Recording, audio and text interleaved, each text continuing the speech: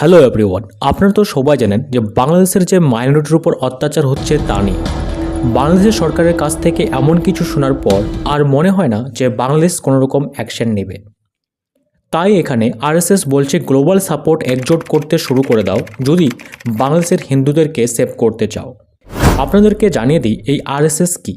RSS হচ্ছে রাষ্ট্রীয় স্বয়ং সেবা সংঘ, সংক্ষেপে আরএসএস।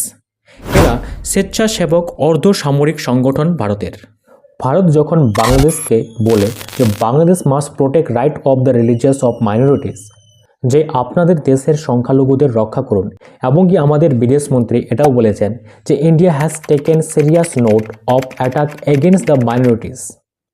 তখন ভারত এটি আশা করেছিল যে বাংলাদেশ বলবে যে রিসেন্টলি আমাদের সরকারকে পদ থেকে নামানো হয়েছে, তার জন্য এরকম রিলিজিয়াস প্রবলেম দেখা দিচ্ছে, মারপিট দেখা দিচ্ছে, দাঙ্গা দেখা দিচ্ছে, বাট এই কেসগুলোর উপর আমরা অ্যাকশন নেব।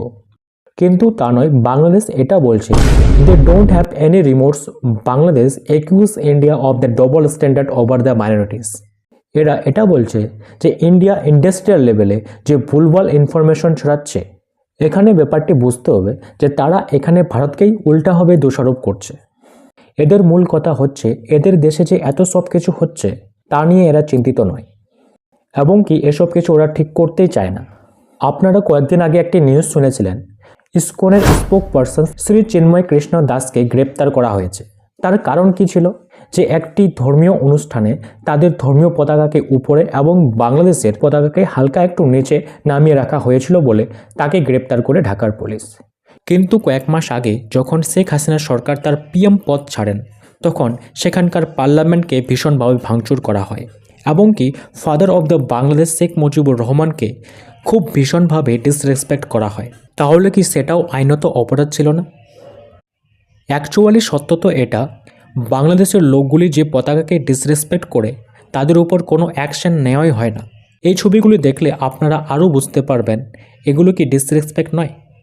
তাহলে কি বাংলাদেশের সরকার ধর্ম এবং কনফিডেন্সের উপর দেখে সিটিজেন চার্জ লাগাচ্ছে?